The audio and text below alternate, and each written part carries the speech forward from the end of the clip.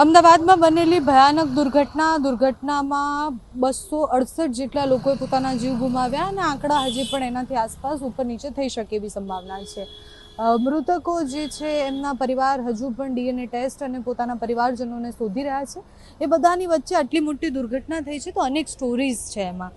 અનેક લોકો એવા છે જે ત્યાં સ્વયંભૂ મદદ કરવા માટે ગયા હતા। એમણે જોયું છે કે દુર્ઘટના બની ત્યારે એક્ઝેક્ટલી શું થયું હતું। એક વ્યક્તિ છે કે જેણે જોયું કે જ્યારે પ્લેન ક્રેશ થયું એક્ઝેક્ટ ત્યારે શું થયું એના પછી લોકોને બચાવવા માટે પણ એ ત્યાં ગયા। આપનું શું નામ છે? વિજય નામ છે મારું। હું મારા ઘરેથી નીકળ્યો તો 1:30 મિનિટે। જેવો હું નીકળ્યો થોડો આગળ પહોંચ્યો, હું ત્યાંથી પાછળ જોયું કે પાછળ પ્લેનનો અવાજ પેલા આવ્યો।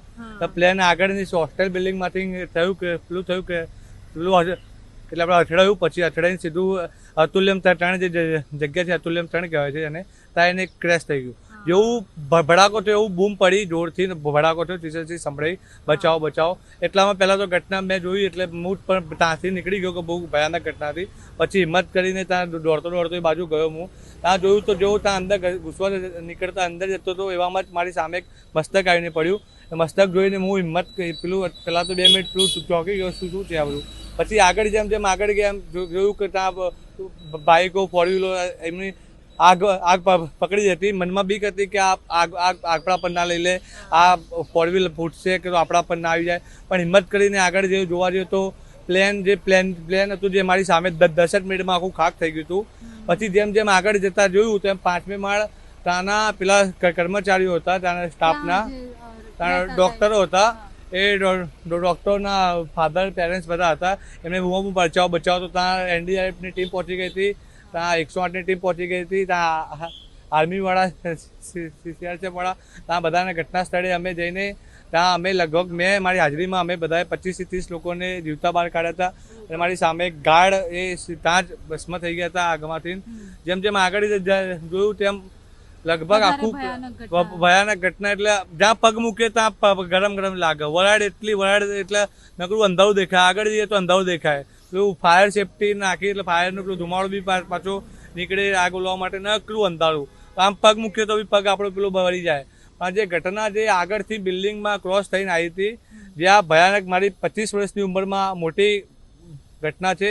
અને બીજું કે ભગવાનના આશીર્વાદ પણ ગણો, અને ભગવાનનું જે પણ ગણો આપણે કે આ ઘટના જ્યાં બની છે ત્યાં રેસિડેન્ટ એટલા બધા નથી। જો આ પ્લેન આગળ ક્રેશ થયું હોત થોડું 10-50 મિનિટ અંદર, ત્યાં મેઘાણીનગર છે, ત્યાં આબાદીવાળો એરિયો છે, ત્યાં બધા વસ્તી વધુ રહે છે, જો ત્યાં મોતનો આંકડો વધી જાત। અને બીજું જો પાછળ ક્રેશ થયું એ બી અને આગળ આવ્યું તો 1200 બેડ હોસ્પિટલ છે। એટલે ભગવાનને પ્રાર્થના કરીશ કે તમે જે બી કર્યું એ લોકોને બચ્યો જીવ, પણ જે ઘટના ઘટી છે એમાં બહુ દુઃખદ ઘટના ઘટી છે। સૌથી પહેલા તમને શું ચીસિયારો સંભળાઈ કે પછી તમને એ બ્લાસ્ટનો અવાજ સંભળાયો? તમે શું કરી રહ્યા હતા? સૌથી પહેલા તો બાઇક લઈને ત્યાંથી નીકળ્યો તો હું, જો હું પોતે જ 5 મિનિટ લેટ પડ્યો હોત તો કદાચ હું પણ આગમાં આવી જાત।